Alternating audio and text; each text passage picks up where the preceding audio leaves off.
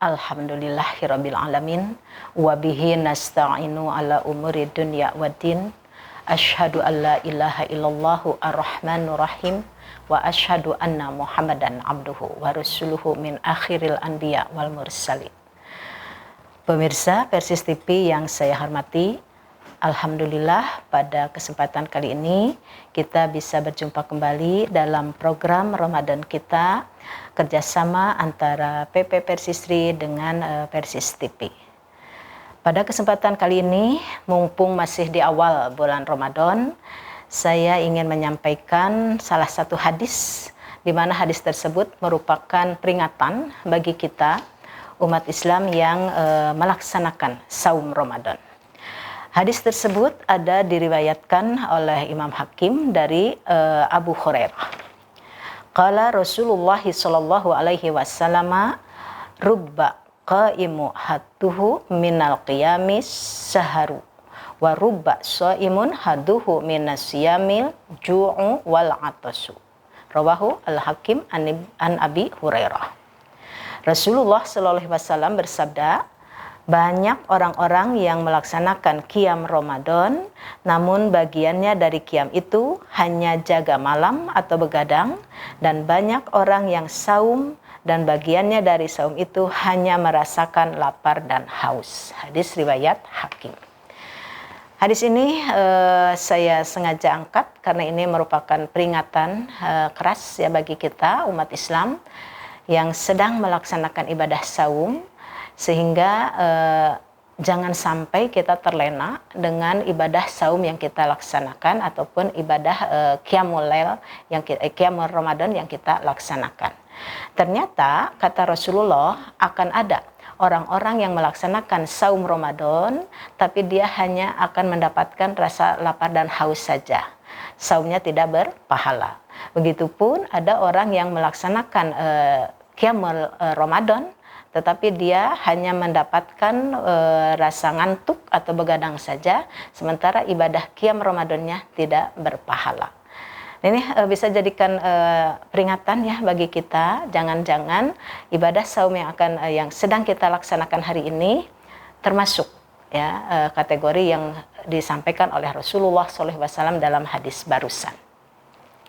Oleh karena itu di sini dalam hadis riwayat Ahmad, Rasulullah menyatakan, man soma Ramadana wa arafa hududahu wa tahfadhu mimma kana yanbaghi ayatahaffadhu minhu kafaro ma qablahu. Rawahu Ahmad. Siapa orang yang saum Ramadan dan mengetahui batas-batasnya serta dapat menjaga apa yang semestinya dijaga, itu dapat menutupi dosanya yang sebelumnya. Hadis riwayat Ahmad. Nah, di dalam hadis yang kedua di sini disebutkan bahwa orang yang melaksanakan saum Ramadan itu harus mengetahui hudud.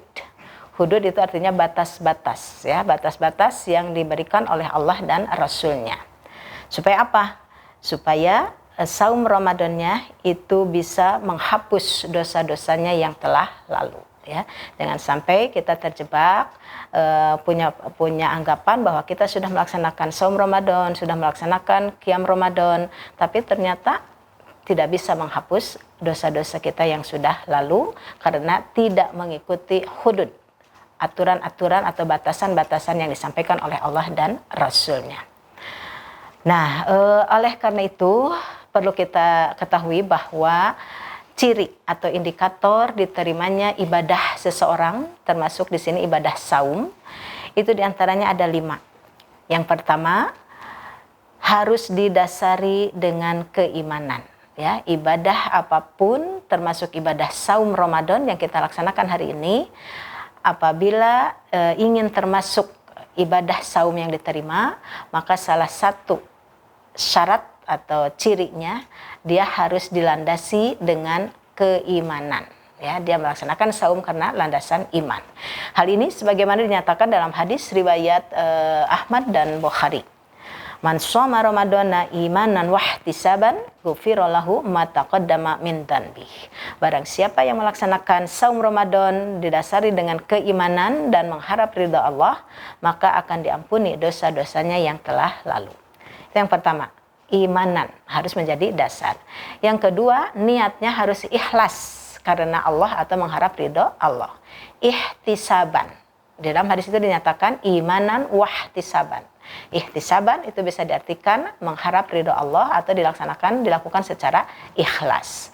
Kemudian ciri atau indikator yang ketiga supaya ibadah saum kita diterima itu harus dalam pelaksanaannya, kaifiat pelaksanaannya harus sesuai dengan apa yang dicontohkan oleh Rasulullah Shallallahu Alaihi Wasallam. Ya. Yang keempat, tidak melakukan perbuatan lagwi dan rofas. Ya, lagwi itu artinya omongan dusta, rofas adalah perbuatan dosa. Ya.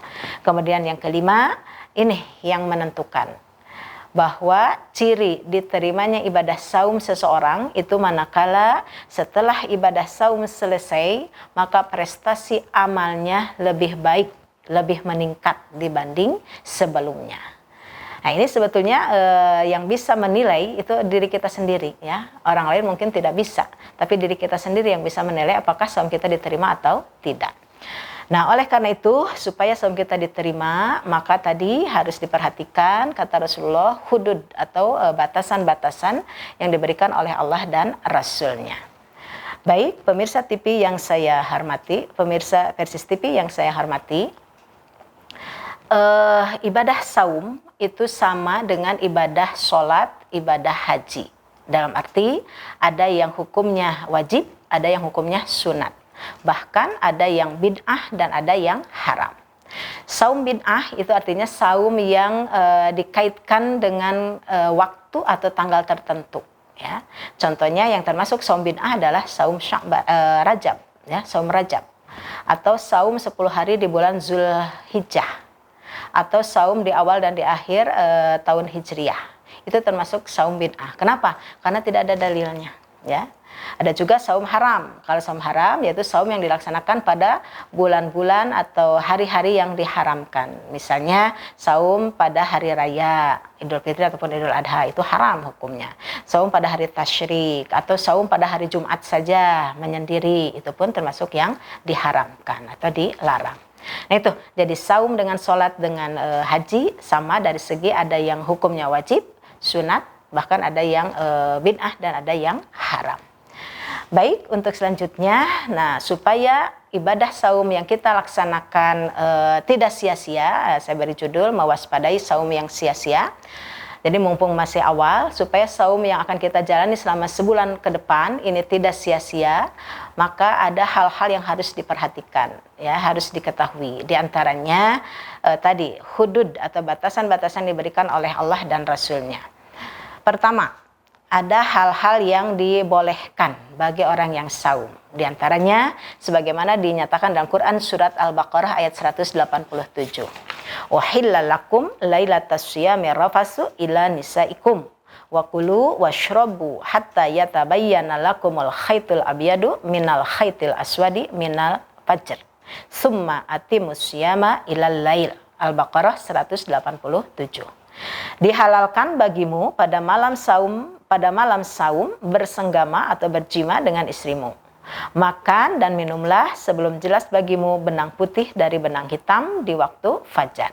Kemudian tunaikanlah saum sampai malam. Di sini surat Al-Baqarah ayat 187 menyatakan ada 3 hal yang diperbolehkan bagi orang yang saum, yaitu berjima di malam hari. Tapi kalau berjima di siang hari itu hukumnya haram dan batal. Puasanya bahkan harus mengganti kifarat, ya harus membayar kifarat. Yang kedua, makan dan minum. Mulai dari sebelum jelas khaitul abyadu minal khaitil aswadi minal fajri. Jadi sejak malam sampai menjelang subuh, ya menjelang fajar, maka diperbolehkan makan dan minum. Nah setelah muncul fajar atau terdengar adzan subuh, maka atimus syiyama ilal lail. Kita harus menyempurnakan saum sampai malam atau sampai maghrib. Nah itu, jadi diperbolehkan bagi orang yang saum makan minum atau bahkan berjima asal di malam hari, ya. Kemudian yang kedua, Di sini Rasulullah menyatakan dalam hadis riwayat Hakim dari Abu Hurairah, qala Rasulullah sallallahu alaihi wasallam, laisa siyamu minal aqli wasyurbi, innamas siyamu minal lagwi warrafas. Fa in sabaka ahadun aw jahlun alaika faqala inni shaimun. Rawahul Hakim an Abi Hurairah. Rasulullah sallallahu alaihi wasallam bersabda, bukanlah saum itu menahan makan dan minum saja. Sesungguhnya saum itu menahan diri dari lagwi dan rafas. Jika seseorang mencacimu atau berlaku tidak sopan kepadamu, maka katakanlah ini shaimun. Sesungguhnya aku sedang saum. Ya. Nah, hadis ini menjelaskan bahwa ada hal-hal yang bisa mengurangi nilai saum atau menghilangkan pahala saum. Saumnya sah tapi tidak bernilai. Apa saja? Nah, menurut hadis ini diantaranya berbuat lagwi dan rafas. Ya, lagwi itu artinya berkata bohong, rafas artinya berbuat dosa atau berbuat maksiat. Selain lagwi dan rafas yang bisa menghilangkan atau menghilangkan pahala ibadah saum, mengurangi pahala ibadah saum, diantaranya ada yang dinamakan as-saibu. Saib itu artinya mencaci. Ya, mencaci atau memaki orang lain. Kemudian yang keempat, al-jahlu ala. Al-jahlu ala di sini diartikan jelek akhlak atau kurang ajar, tidak sopan, ya.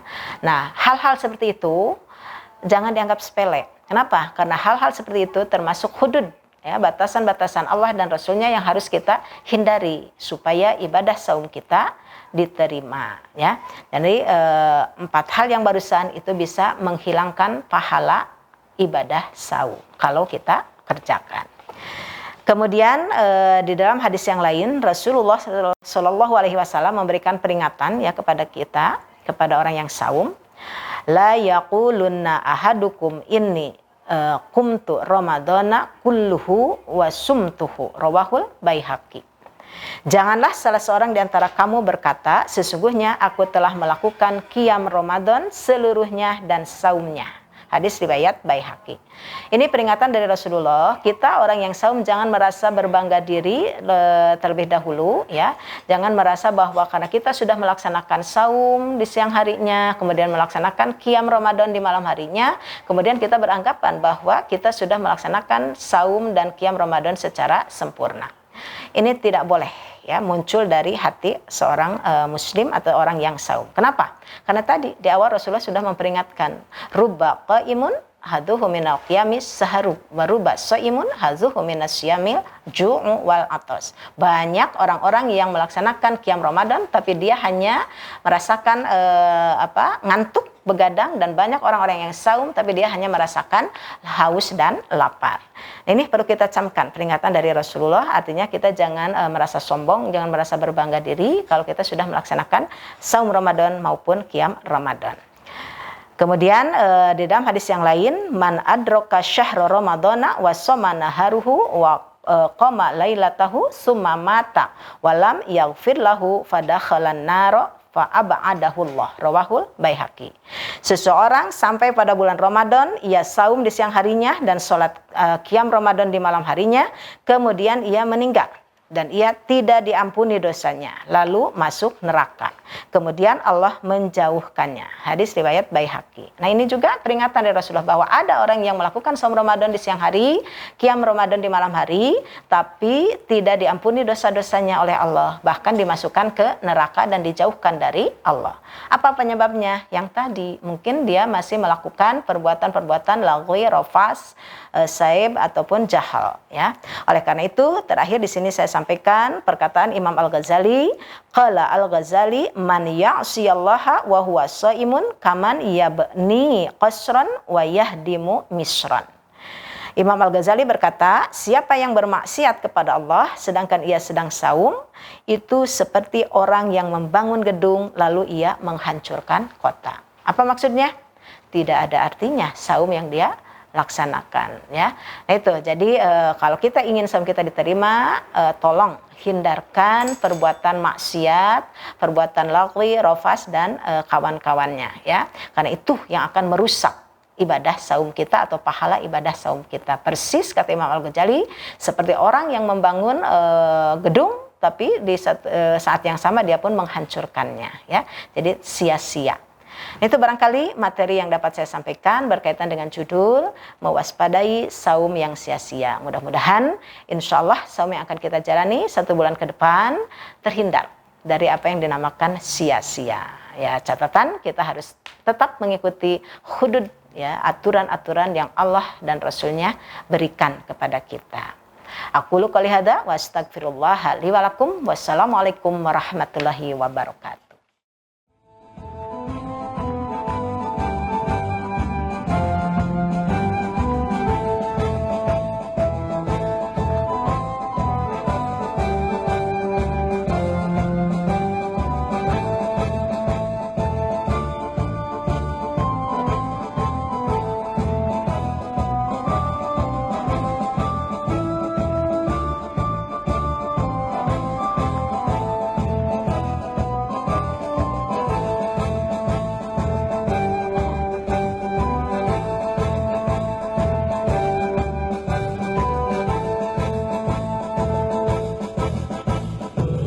Persatuan Islam, persatuan Islam, persatuan Islam, persatuan Islam, persatuan Islam, persatuan Islam. Tegakkan Al-Quran dan As-Sunnah di dalam terjumur dan berfikir. Tahayul bid'ah hurafan di muka bumi, muncullah persatuan Islam. Tahayul bid'ah hurafan di muka bumi, muncullah persatuan Islam. Persatuan Islam, persatuan Islam.